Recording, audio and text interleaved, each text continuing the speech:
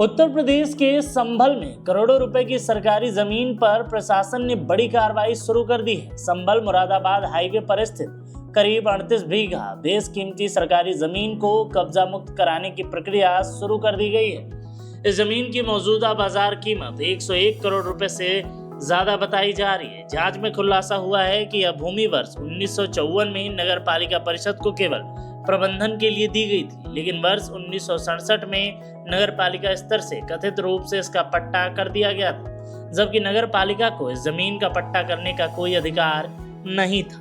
यही नहीं, वर्ष 2005 में भी इस जमीन को ग्राम सभा की जमीन माना गया था और इससे जुड़ी अपील को खारिज कर दिया गया था।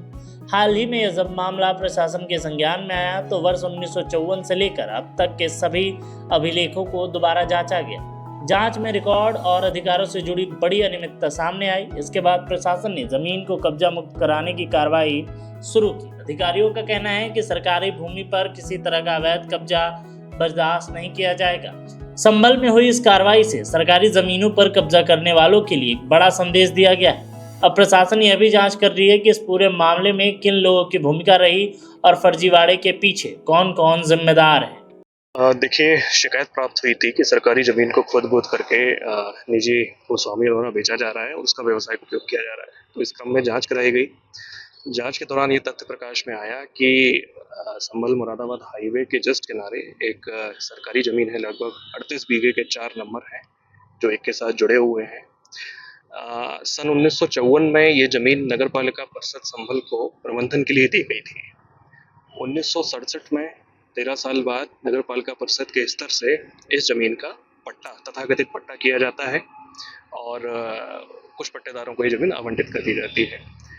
प्रथम दृष्टया नगर पालिका को प्रबंधन के लिए दी गई जमीन के पट्टा करने का अधिकार नहीं होता है, तो ये प्रारंभ से ही शून्य था। उसके पश्चात ये कब्जा पट्टेदार का हो जाता है। सन 1991 में आकर के अपर तहसीलदार कोर्ट में इस अवैध कब्जेदार जो सईदुल्ला थे, उनको अवैध कब्जेदार माना गया और उनकी बेदखली का आदेश होता है। उसके बाद इसकी अपील अपर जिलाधिकारी कोर्ट में होती है, 92 में वो भी खारिज होती है और इनको कब्जेदार मानते हुए इसे सरकारी ज़मीन माना जाता है। इसी बीच चकबंदी कोर्ट में इनके द्वारा वाद दायर किया जाता है, जिसमें डीडीसी के स्तर से रिमांड करके पुनः सुनवाई के लिए इनको मौका दिया जाता है। 2005 में फिर से चकबंदी अधिकारी के पास ये मामला जाता है और उनके द्वारा सुनवाई करके इसको ग्राम सभा की भूमि यथावत रखी जाती है। इस आदेश के विरुद्ध एसओसी के यहाँ अपील की जाती है, अपील भी खारिज होती है और फिर से इसे सरकारी ज़मीन मानते हुए राज्य सरकार की ज़मीन बताया जाता है।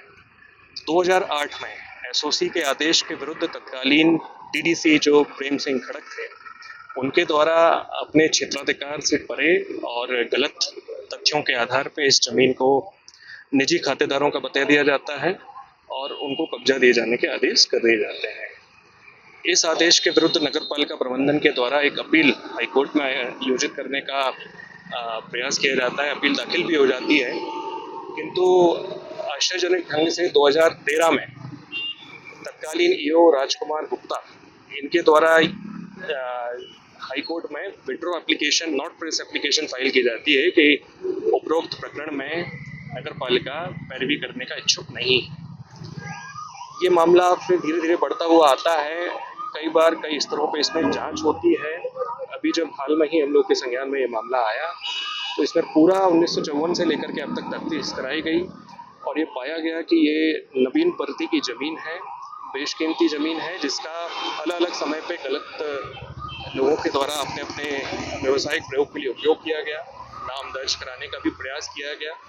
तत्काल उस पर संज्ञान लेते हुए एक टीम का गठन किया गया, जिसमें डीडीसी कोर्ट से चूंकि इनको खातेदार दर्ज किया गया था, तो डीडीसी कोर्ट में पुनर्स्थापना रिस्टोरेशन एप्लीकेशन डलवाई गई। रिस्टोरेशन एप्लीकेशन डलवाने के साथ साथ ये सुनिश्चित किया गया कि प्रत्येक दिन इस केस की सुनवाई हो।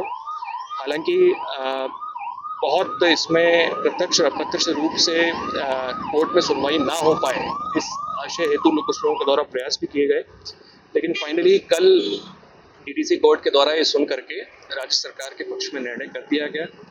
इसके क्रम में तुरंत खतौनी से उन खातेदारों के नाम हटा करके राज्य सरकार का नाम दर्ज किया गया, ग्राम सभा का नाम दर्ज किया गया नवीन भर्ती के अंतर्गत, और इसके साथ साथ तत्कालीन ईओ, तत्कालीन उस समय जो मानचित्र के नक्शा बनाने वाले जो नगरपालिका के कर्मी थे वो लोग, डीडीसी जो 2008 में इस जमीन को निजी खातेदारों की बचा चुके थे, और ऐसे सभी संबंधित बैनामा कराने वाले और जो मूल रूप से पट्टेदार थे उन सभी के विरुद्ध एफआईआर भी कराई जा रही है, और जो विभागीय लोग हैं उनके खिलाफ विभागीय कार्रवाई इसमें लाई जा रही है।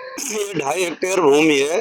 इस 2.5 हेक्टेयर भूमि पर चकबंदी के दौरान तत्कालीन अधिकारियों पर दबाव डाल करके इस पर एक फर्जी पट्टे के आधार पर अपना नाम दर्ज करा लिया गया।